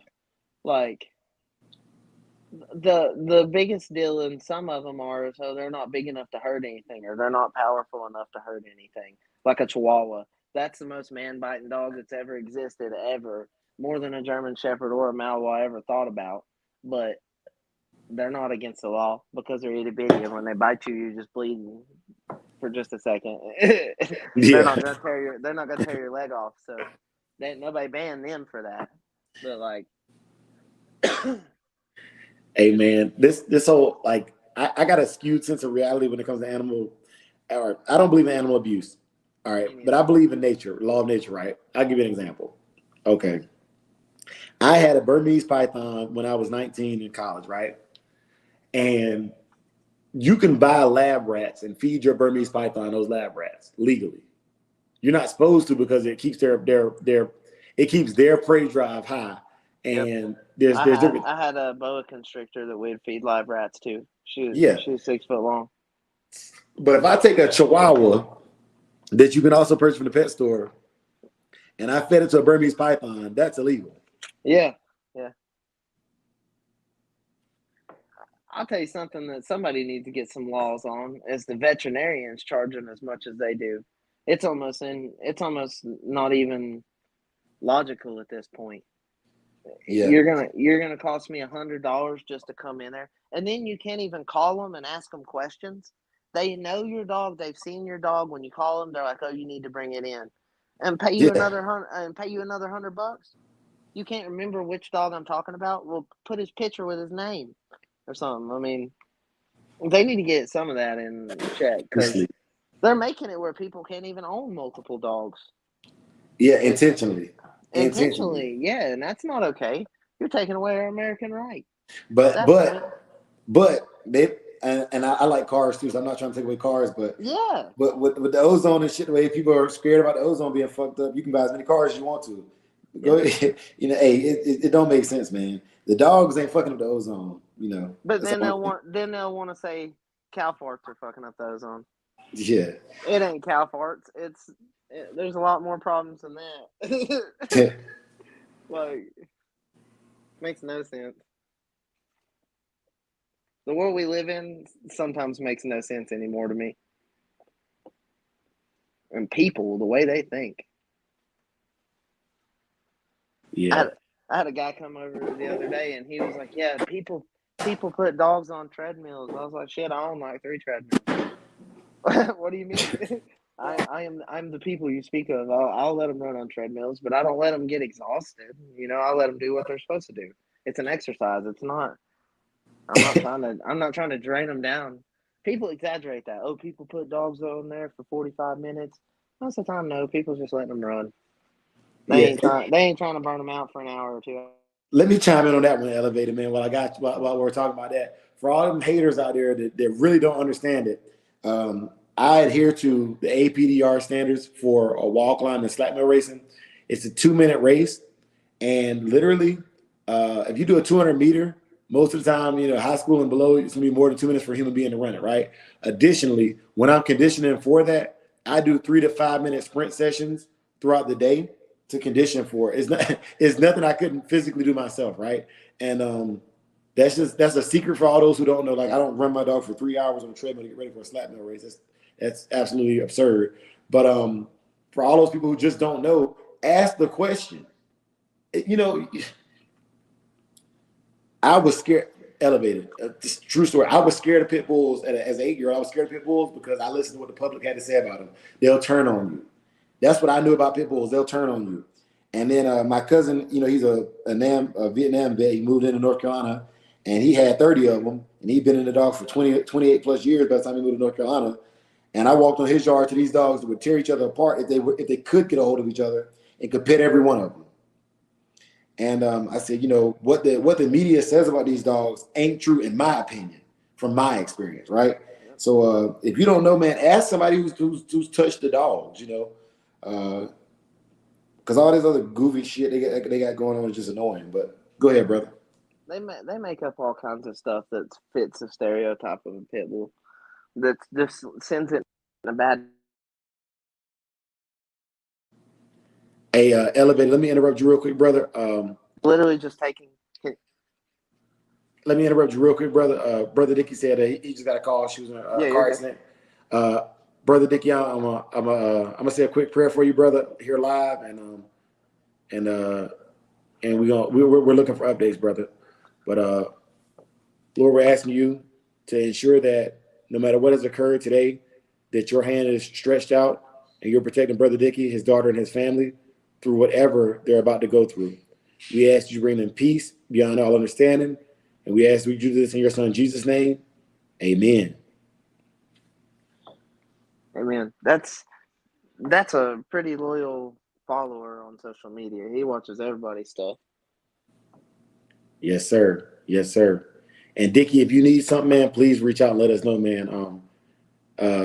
I would be remiss if I couldn't try to do shit. Get you lunch or something, brother. You know, you let me know, man, if there's anything we can do to have you back, man. I genuinely appreciate you, and if I can be there for you in any way, I want to be there for you, brother. Well, people don't realize it's people like him that makes this what it is. Yeah. I mean, without people like him watching, you're just some dude on YouTube talking to himself. Facts. Facts. Yeah, you know, the concept of looking at a computer screen and talking to people around the world, you know, you're hoping somebody's listening, because if not, you are pretty crazy. Yeah, man, when you put it like that, it's just different. But Dick, we right here with you, brother.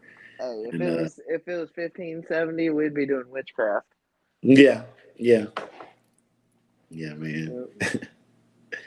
I can't get my damn vape to work. I've been sitting here for the last hour trying to get this. See, this is what happens when you buy them damn gas station vapes, man. And it's a good ass flavor too. It's coconut. It's pineapple coconut ice. Them things are pretty popular. Yeah, man. It's a elevate. I'm not gonna lie to you, brother. When I come back east, when I retire, I can't wait to grow me some good plants, some good herbs of my own. And can you farm out there where you're at in Appalachia? No, not where I'm at, but in Virginia you can. Too rocky or just No, the laws. oh shit. You can grow it great. You just the laws.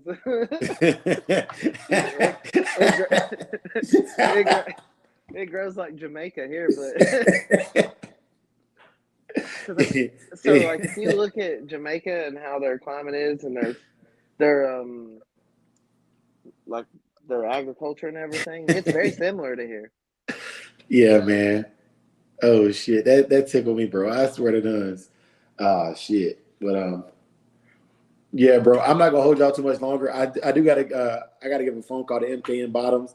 Elevated. If you wanna plug your, because you got a new you got your channel back up and running on here as well. So please plug your channel. But after that, I'm gonna get up off of here, man. And I gotta call MKN Bottoms. So the best way to get a hold of me is on Facebook through yeah, my Elevated Kennels page. But I do have two YouTube channels, Elevated Kennels and then Elevated Kennels Media. The Elevated Kennels is the one I'm using, and I'm going to be uploading a bunch of stuff on here soon because I'm going to be moving, and I'm going to video the process of me taking my yard down and putting my yard somewhere else. yeah, and all that stuff. It's going to be a big opportunity to get into the YouTube a lot more. Because up until now, I've only showed off what we're doing with the dogs and then the intentions, but like there's a lot more to it. The setup. I mean, I'm gonna put a gravity fed system to where and a sump or a ram pump where it can pump water uphill to my dogs and all kinds of stuff. There's gonna be tons of stuff I'm gonna share yeah. that can make it easier for people to have dogs. Some people might not know about certain things where you can get water to them and stuff. So. Yeah, man. Thank you for sharing that, bro. Thank you for coming up, man. Oh yeah, it was awesome. I always love jumping on these, getting to hear the questions and share a little bit.